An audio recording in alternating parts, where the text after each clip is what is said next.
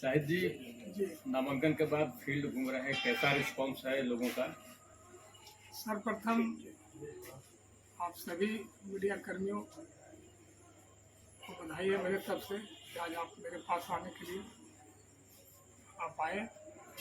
जहाँ तक फील्ड में पोजीशन की बात है कि जान लीजिए कि मेरे आने से यहाँ माहौल एक तरफा हो गया। एक तरफा होने का यही कारण है कि हम आज लगभग 25 साल से लगातार एक तरफा जीतता है और हर एक समुदाय समाज जाति का हमें वोट मिला है। आप जान लीजिए कि 12 से 17 में हमको 80% वोट अकेले मिला था। तो इस बार जो चुनाव हुआ, जो लोग हमसे लड़ रहे हैं तो सारे लोग एक तरफा के बाद भी हमें 50% अकेले वोट आया था और 50% में सारे कैंडिडेट थे। उससे बढ़िया माहौल बना पाया। आपके विपक्ष में जो अभी एनडीए के प्रत्याशी हैं, पिछली बार वो निर्दलीय दूसरे स्थान पर रहे थे,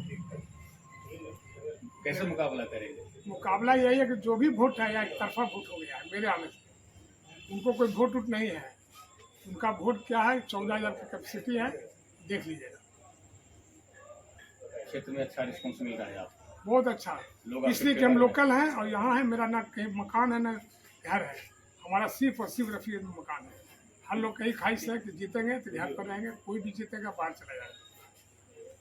मतलब आपका कहना है कि लोग आपको ज़्यादा पसंद कर रहे हैं कि आप पिछले 25 साल से लगातार लोगों की सेवा कर रहे हैं, वहीं रफीगंज में ही रह रहे हैं, जी कहीं बाहर किसी अन्य स्टेट में नहीं जाते? नहीं।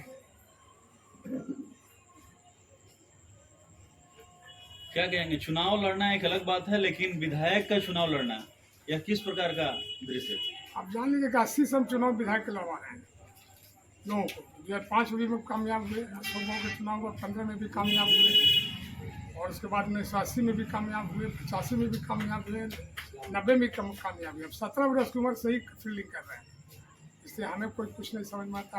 लगता चुनाव है ही नहीं आप।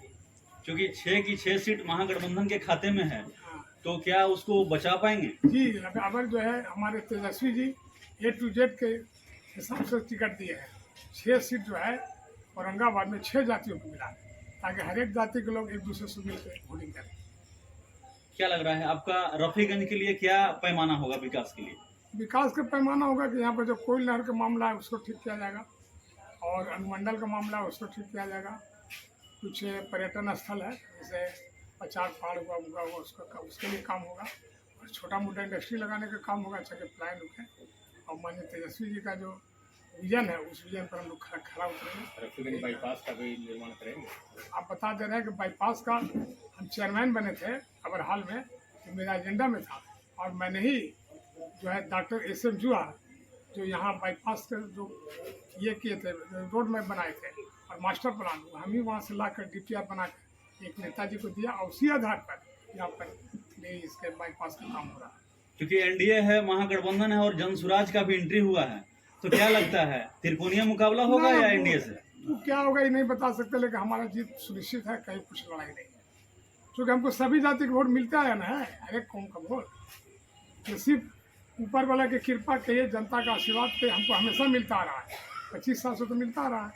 नेहालुद्दीन जी मदद कर रहे हैं चुनाव प्रचार में? जी नेहालुद्दीन जी सारे लोग मदद कर रहे हैं। हम जब चुनाव में आए तो कोई कैंडिडेट नहीं रहे स्टार्ट करने के लिए, आप देख रहे हो कोई भी वैसा कैंडिडेट नहीं आया जो हम स्टार्ट। टिकट कटने से उनको नाराजगी नहीं ना है? नहीं, टिकट दिलवाने में उनका भी हमको सहयोग है। क्या अपील करेंगे रफीगंज की जनता से? जनता से यही अपील करेंगे कि अगर रफीगंज का डेवलपमेंट जिस तरह से 25 साल से किया है, हमको फिर बनाएं, चुने और फिर जो हम काम किए शहर में उसको हम याद करिए मुल्तानी। चलिए, बहुत बहुत धन्यवाद।